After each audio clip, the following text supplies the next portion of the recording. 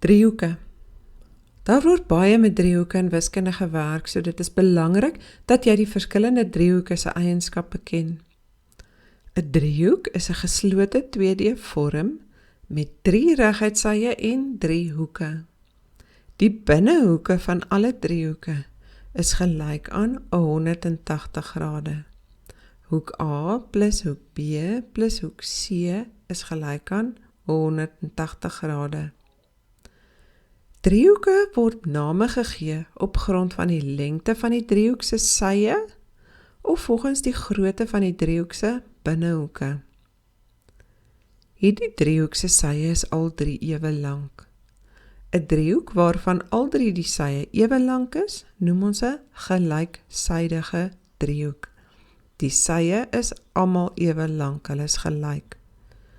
Omdat die sye almal ewe lank is al 3 syhoeke ook ewe groot. Hoek A is gelyk aan hoek B, is gelyk aan hoek C. En jy weet die som van die binnehoeke van 'n driehoek is 180 grade, daarom kan jy uitwerk wat hoek A, B en C is. Dit is al 3 60 grade. Nou het ons 'n driehoek waarvan net 2 sye ewe lank is.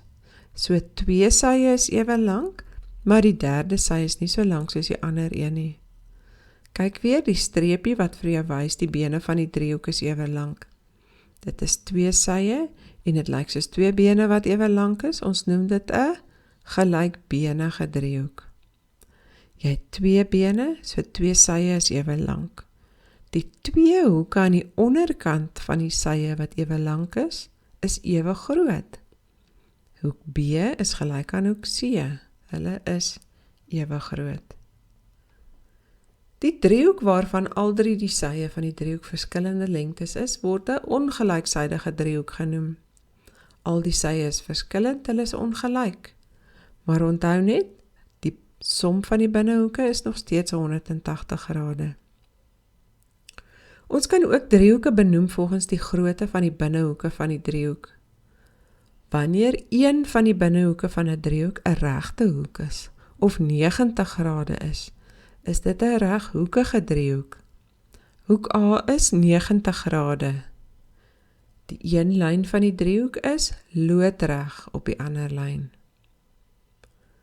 Wanneer die driehoek se binnehoeke almal skerphoeke is, noem ons dit 'n skerphoekige driehoek. Hoek A is 'n skerphoek, hoek B is 'n skerphoek, hoek C is 'n skerphoek. Hierdie hoeke kan verskillende groottes wees of almal dieselfde grootte wees. Laastens kry ons driehoeke waarvan een van die hoeke 'n stomphoek is. 'n Stomphoek is groter as 90 grade. Ons noem dit 'n stomphoekige driehoek. Hoek A is 'n stomphoek. Jy moet al hierdie eienskappe van driehoeke ken, sodat jy berekeninge kan doen om onbekende hoekgroottes en sy lengtes kan uitwerk. Die eienskappe kan ook saam met ander stellings gemeng word in vrae.